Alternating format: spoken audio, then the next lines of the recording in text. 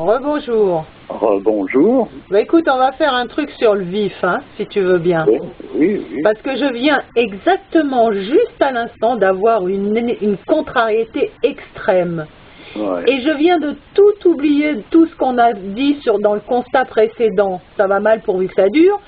Et j'ai pensé vraiment très fort à Saint Paul, qui ne faisait pas tout le bien qu'il aurait voulu faire et qui faisait tout le mal qu'il ne voulait pas faire. Et ça, je peux te dire que j'y ai pensé, là, par contre, à ça. Ouais. C'est vrai. C'est vrai qu'on est complètement impuissant. Voilà, alors ce qui se produit, c'est que du moment quand je parle de démarche, c'est ce qui est indiqué dans toutes les études traditionnelles. Il y a une démarche qui t'amène à faire un changement d'état. Si tu veux te bronzer au soleil, tu dis pas « Soleil, soleil, je t'en supplie, bronze-moi ». Tu te déplaces et tu vas te mettre devant ces rayons. On est d'accord? Ouais. Eh bien voilà, donc avec Dieu, il ne s'agit pas de demander « Seigneur, Seigneur, apportez-moi ci, apportez-moi là ». Non, il faut aller faire la démarche pour aller au-devant de lui. Faire un pas devant l'Éternel, il en fait 100 devant toi. C'est pas, pour faire le pas, c'est pas simplement de lui demander qu'il vienne. Alors c'est ça cette démarche. Et ce pas en question, il représente l'ensemble de tout ce qu'un homme est capable de faire pour essayer de s'approcher de Dieu. Et lui, il en fait 100 devant. Tu vois ce que je veux dire pour représenter la miséricorde en question. Mais seulement ce pas en question, tu fais donc tout ce que tu peux faire pour t'en approcher. Et il existe dans les traditions des explications concernant les démarches à suivre, et il y a des possibilités, donc il y a des démarches qui sont possibles, tels que certains yogas dans l'Inde. Alors il y a d'autres choses dans l'islam, dans le christianisme, il y a toujours un aspect sur le plan purement ésotérique qui n'est pas différencié d'une tradition à l'autre, puisqu'elle est l'expression même du principe fondamental. Donc il existe une démarche possible pour aller au-devant de Dieu. Ouais. Ouais. Et pas tout le temps lui réclamer je sais pas quoi, parce que ça va pas, puis on reste cloué là où on est. C'est un petit peu quelqu'un il est dans une rivière, puis il se crie Seigneur à boire, Seigneur à boire. Mais non, faut se pencher pour boire. Je t'ai raconté un gag un coup avec l'histoire des pompiers là. Ouais. Tu te souviens? Bon, Attends, en 3 mots, redis-le pour ceux qui l'ont pas entendu. Ah, ben c'est le prêtre qui est en train de s'enliser et il n'a plus que la tête qui dépasse, il est là, et il bouge pas, puis les pompiers passent.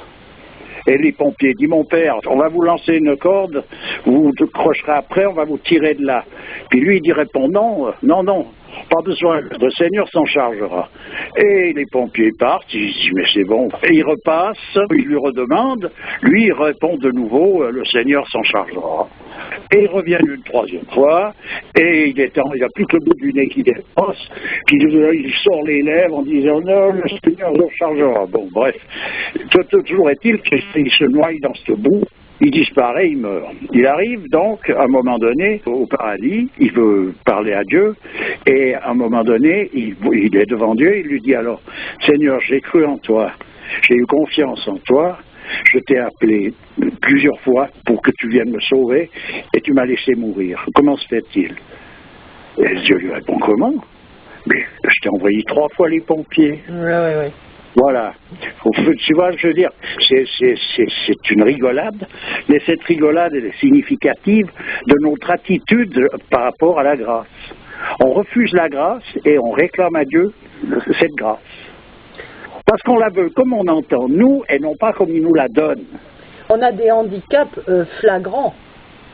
Oui, mais qu'on ait des handicaps ou pas, Dieu en tient compte. C'est la raison pour laquelle il ne nous demande pas plus que ce que l'on est apte à pouvoir donner. Donc on n'a pas d'excuse de ne pas pouvoir le donner. C'est pas... Peut-être, mais ça, c'est pas si évident à ressentir, parce qu'on a vraiment l'impression parfois d'être dans nos derniers retranchements quand même. Hein. Mais oui, mais les impressions, c'est des impressions, comme tu as dit. C'est pas des réalités. Voilà, c'est tout. Donc, autrement, on remet tout en question alors. Il n'y a pas de miséricorde, il n'y a pas de Dieu, il n'y a rien. faut tout virer.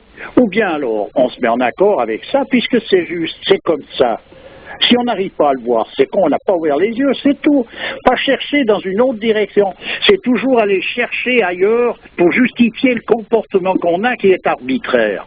Non, c'est ça qui ne va pas, justement. Notre comportement est arbitraire et c'est à nous de se plier aux exigences qui sont, c'est-à-dire tout simple, c'est de se mettre dans la position de réceptivité de la grâce. C'est ça le pas à faire devant l'Éternel. Même si c'est dans un verre d'eau, pourquoi cette sensation de se noyer constamment? C'est ce que je viens de te dire, c'est une position personnelle de vivre les choses comme ça, parce qu'on voudrait tout résoudre de manière à ce que ça nous arrange comme on voudrait. On veut que les choses soient comme on veut, et non pas comme elles sont et comme elles doivent être.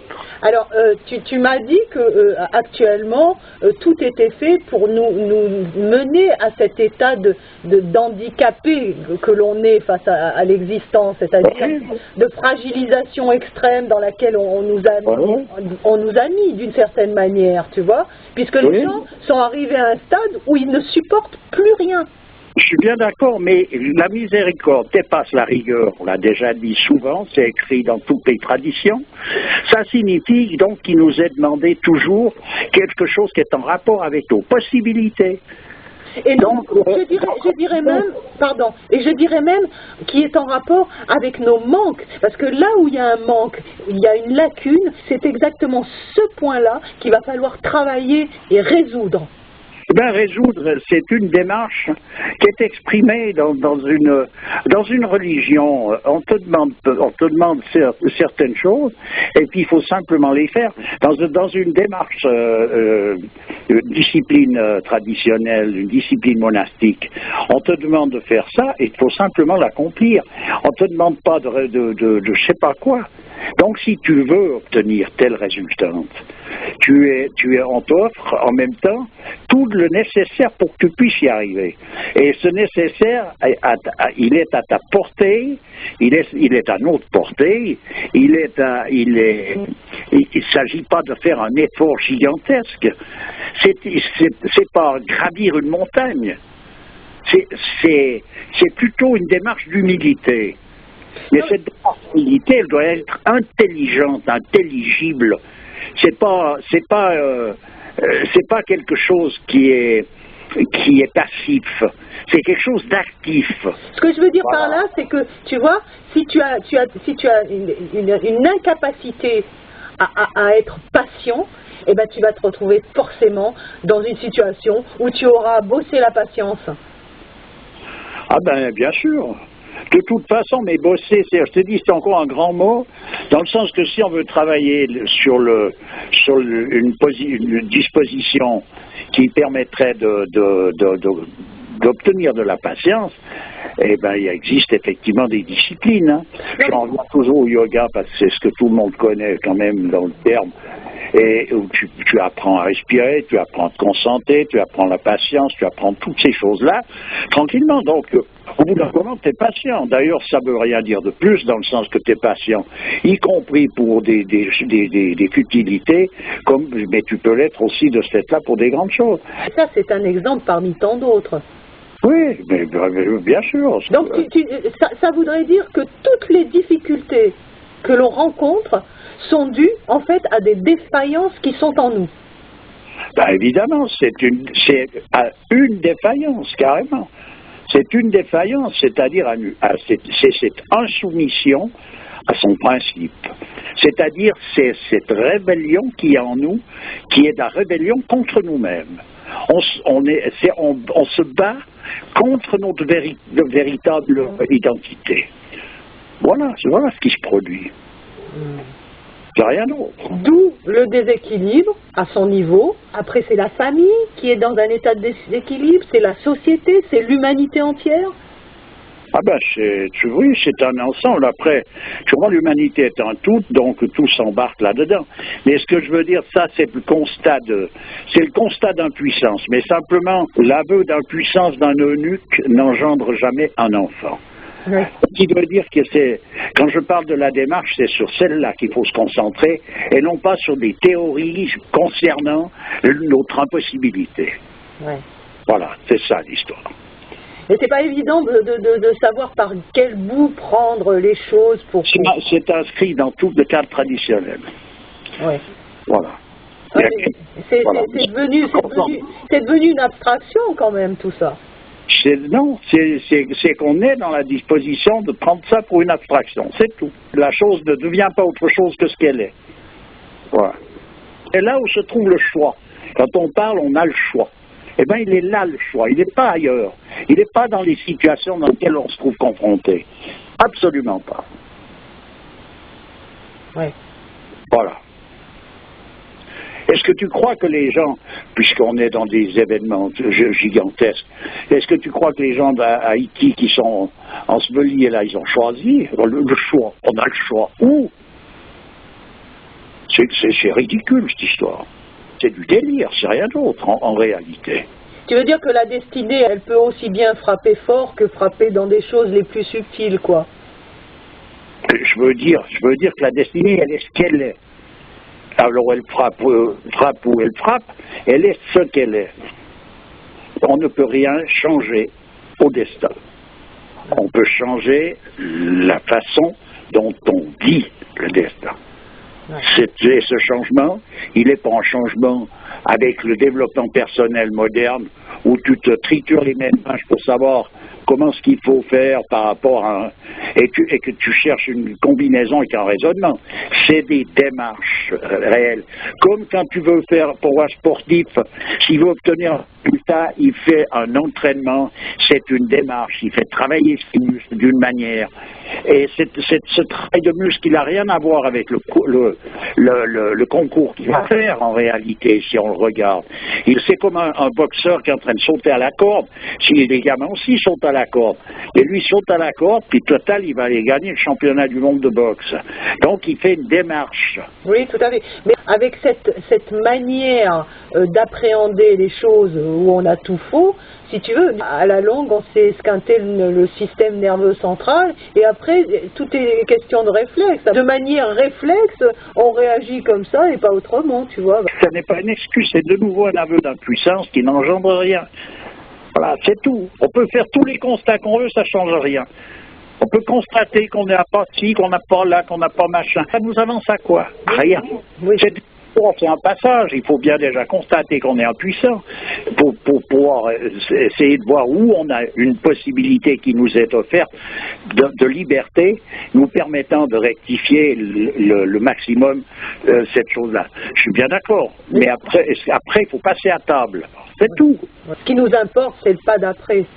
Ce qui doit nous importer, c'est de faire cette démarche où il faut, je dirais, se résigner. C'est qu'il faut donc comprendre ce que représente le destin. J'en parle souvent. Pourquoi? Parce que c'est un point clé. Si on n'a pas compris ce qu'est le destin, ça signifie qu'on continue de pédaler dans la smooth au maximum pour essayer d'obtenir les choses comme on les veut et non pas comme elles nous sont imposées. Je ne parle pas de l'imposition d'un État contre lequel on va se révolter. Je ne parle pas de ça, je parle pour nous-mêmes. Il nous est imposé des situations. Donc, n'importe quelle situation, tu sors, tu te heurtes à quelque chose ou tu arrives en face de quelqu'un, tu dois reculer pour laisser passer quelqu'un. C'est tout des situations, ça. Comment tu les vis? Qu'est-ce que tu vis en vivant là-dedans? Qu'est-ce que tu cherches à faire? On ne peut pas changer ça puisqu'on y est. Alors on voudrait que ça n'y soit pas.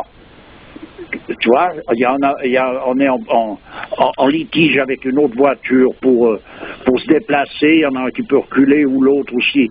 C'est il a qu'à reculer ou je sais pas. Ou alors tout d'un coup des grands gestes, je m'efface, je le laisse passer. Il passe tout droit. Il aurait pu dire merci. Bref, on est dans cette espèce de connerie constamment. Je te dis pas que ça n'existe pas, mais je veux dire dans la réalité, je pense quoi. C'est un homme qui a compris ce qu'était le destin vraiment jusqu'au bout des dents. Il vit toujours ça en rapport à quelle est l'attitude à avoir pour plaire à Dieu en quelque sorte. Alors ça ne veut pas dire qu'il faut qu'il s'efface, ça ne veut pas dire qu'il ne faut pas qu'il s'engueule avec le type, ça ne veut rien dire tout ça, mais ça veut dire qu'il reste en rapport avec ça. Il repositionne les choses comme il faut. C'est tout.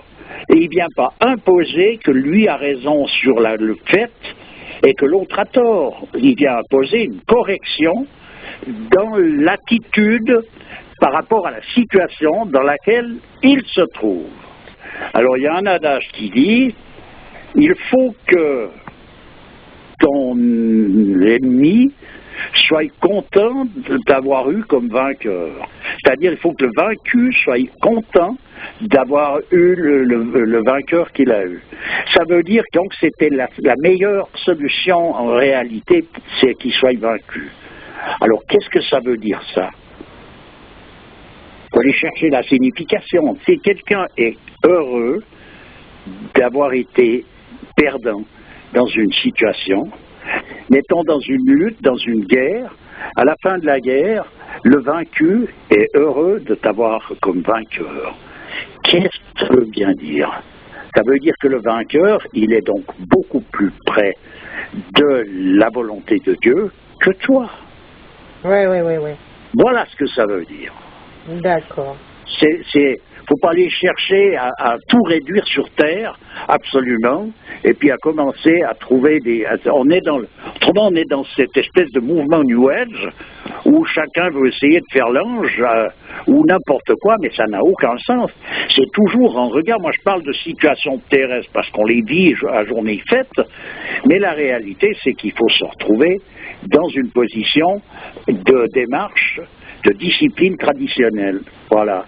Donc, il n'y a pas besoin d'aller chercher des situations particulières pour s'entraîner à faire je sais pas quoi. C'est comme les gens qui veulent absolument faire du bien à l'humanité, puis qui courent après les emmerdes, ils les réinventent, tu vois. Celui qui n'a pas d'emmerde, c'est qu'il n'a pas compris qu'il n'en avait pas. Il faut absolument qu'il en ait, il faut pouvoir l'aider. C'est pas comme ça que ça marche, l'histoire. Oui, d'accord. Ok. Il faut pouvoir donner, être présent dans la situation qui nous est imposée. Si quelqu'un tombe devant toi, tu te penses pour lui aider à se relever. Et puis sans faire un cinéma, tu vois. Oui, d'accord. Donc, et tu peux remercier Dieu de t'avoir donné la possibilité de pouvoir être secourable à ton entourage, à ton frère, tu vois. Voilà comment c'est des choses bonnes. Ouais. J'attends pas, je sais pas quoi, une reconnaissance, et puis si, et puis tu te sens, je sais pas quoi, tu te sens ceci, tu te sens cela. Allons.